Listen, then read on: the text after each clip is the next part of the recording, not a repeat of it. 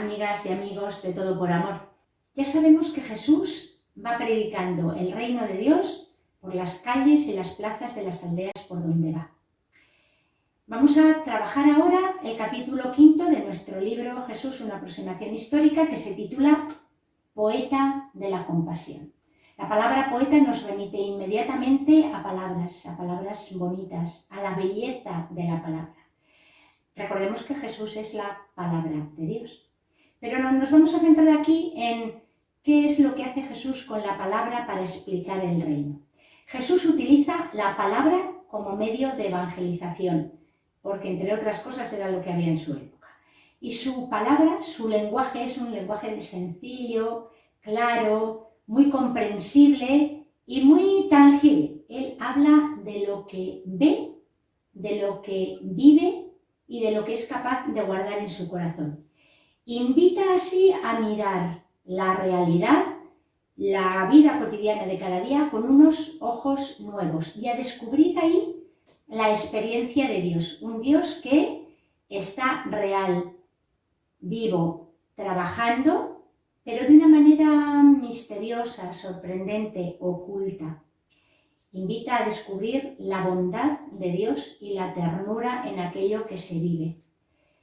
Llama la atención que Jesús utiliza una serie de parábolas. Hay como unas 40 parábolas y unas 20 imágenes que son de Jesús y que no utilizan los rabinos de la época ni los saduceos cuando hablan de Dios, cuando utilizan un lenguaje religioso.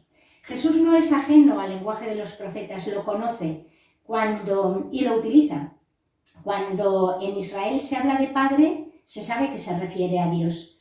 Cuando se habla de viña, se sabe que se refiere al pueblo de Israel. Y Jesús continúa con esto, pero va mucho más allá. Provoca una mirada sobre la realidad y desde ahí extrae lo que él quiere llegar a transmitir. Jesús conoce muy bien la realidad de la gente y utiliza imágenes, por ejemplo, de pescadores, como la red, la parábola de la red, para hablar más a contextos de hombres, pero también conoce el lenguaje de las mujeres y qué es lo que pasa en el hogar y cómo se mueve el ambiente femenino de la época, y así es capaz de hablar de levadura y de barrer la casa para encontrar una moneda que se ha perdido.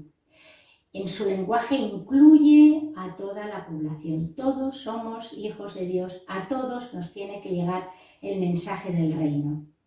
Porque el reino es algo que irrumpe en la vida, el reino actúa, tiene mucha fuerza, es una fuerza salvadora que no se sabe cómo actúa, que es pequeñita como la mostaza y que actúa misteriosamente como la semilla escondida en la tierra y que cuando irrumpe provoca la alegría de quien encuentra una oveja o una moneda pequeña que se ha perdido.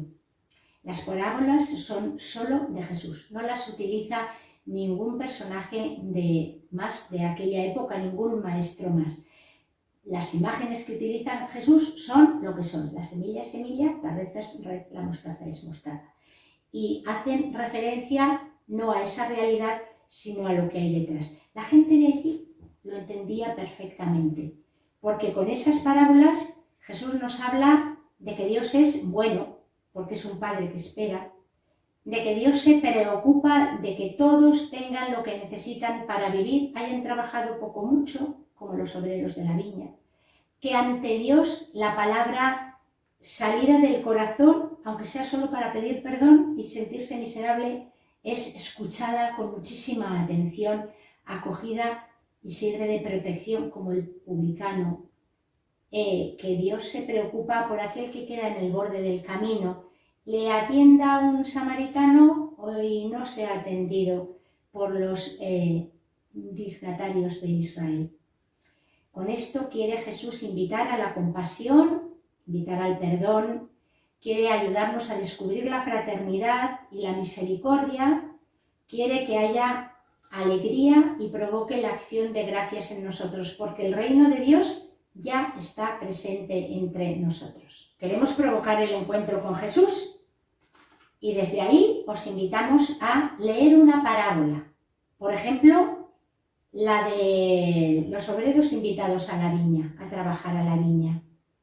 y desde ahí preguntarnos, en el servicio que nosotros hacemos al reino, ¿cómo nos situamos? ¿Qué es para nosotros el trabajar al principio del día o al final?